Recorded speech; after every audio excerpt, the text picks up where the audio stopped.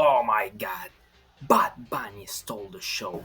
He was the MVP of WWE Backlash. But we'll get there just in a few minutes. Let's do a brief recap of the rest of the show.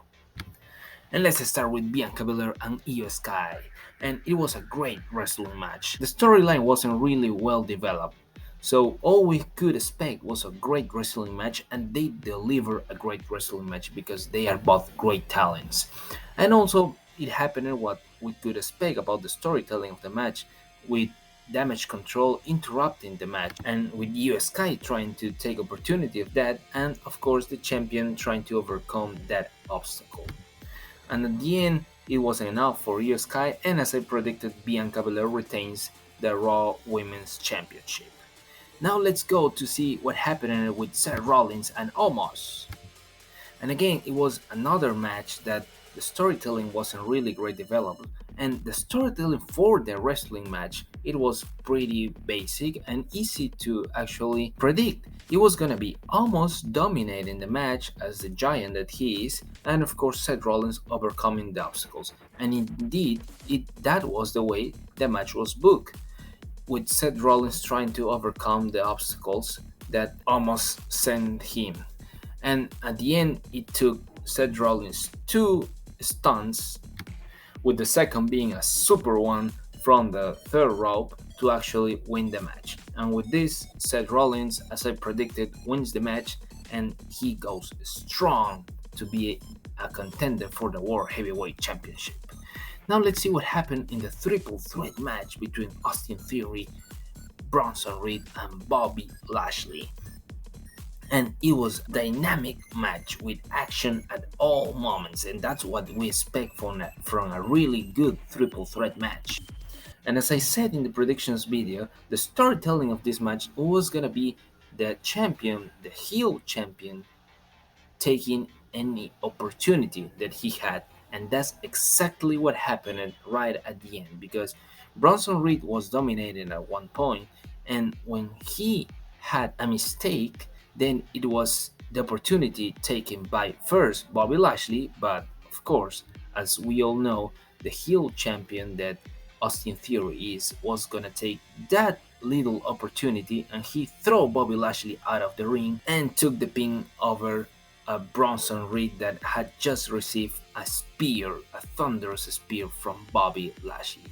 So perfectly booked, and Austin Theory retains the title. And with this result, everyone wins. Austin Theory keeps being the United States champion and keeps building that character and goes to SmackDown.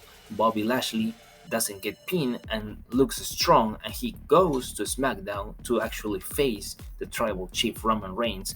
And Bronson Reed looked strong, and it was just because of a mistake from him and a thunderous spear from Bobby Lashley that actually took him down. So Austin Theory retains the title. Now let's see what happened in the match between Rhea Ripley and Zelina Vega. And this match was actually going to be booked as a David versus Goliath battle. And this is exactly what happened, because Zelina Vega threw everything that she had at Rhea Ripley, but everything that she had wasn't just good enough at any moment. And Rhea Ripley was just too strong for Zelina Vega. At some point, it appeared that Zelina Vega could have just a little opportunity after a 619 that she made to Rhea Ripley, but it wasn't enough for Zelina Vega. And after that 619, Rhea Ripley recovered and he hit Zelina Vega with her finisher and took the win after the count. So Rhea Ripley retains the SmackDown Women's Champion and goes to Monday Night Raw. Now, what we came to see, what happened between Bad Bunny and Damien Priest. It was an excellent match, a great street fight match. And yes, Bad Bunny stole the show. He was the MVP of this show, of this WWE Backlash, because it was, as we all know, he was the debut of Bad Bunny at singles competition. He had previously competed in a tag team match, and then the Royal Rumble. And this was his debut as singles competition. I know it was a street fight, so he could use every weapon that he wanted to use. But even with that, he looked really good at the ring. He took the punishment from Damian Priest, even at one moment going through a table, and it looked really great. And of course, we expected from the storytelling of the match that the Judgment Day was going to come to attack Bad Bunny, because of course it was a street fight, everything is possible. So the Judgment Day attacked Bad Bunny, but then we had some surprises because not only a Latino World Order came to help Bad Bunny with Rey Mysterio, but also we had the return from Carlito. We hadn't seen Carlito in WWE, wow, more than 10-15 years ago. So Carlito came to WWE Backlash to attack the Judgment Day, and Latino World Order looked really strong and helped Bad Bunny get rid of the Judgment Day. So then the match restarted again between Bad Bunny and Damian Priest, and then Bad Bunny hit Damian Priest with several chairs, and then he hit his finisher, and 1, 2, 3, and that was it. His first singles victory for Bad Bunny in WWE. A great match, and he stole the show at WWE Backlash. Great for Bad Bunny. So let's see now what happened in the last two matches of the night. The six-man tag team match, it was just an okay match. Wasn't just that good, it was an okay match. But the most interesting part from this match was the tension between Jey Uso and Solo Sikoa. This is getting really interesting, and at Friday Night SmackDown, the Tribal Chief Roman Reigns returns. So what are we going to see at Friday? Is the Tribal Chief going to kick out the Usos from the Bloodline? What is going to happen? That is going to be very interesting. But for now, they somehow, Solo Sikoa and the Usos somehow got the win over Sami Zayn, Kevin Owens, and Matt Riddle. But the tension is too high between these. So let's see what happened at the main event, the last match of the night between Cody Rhodes and Brock Lesnar.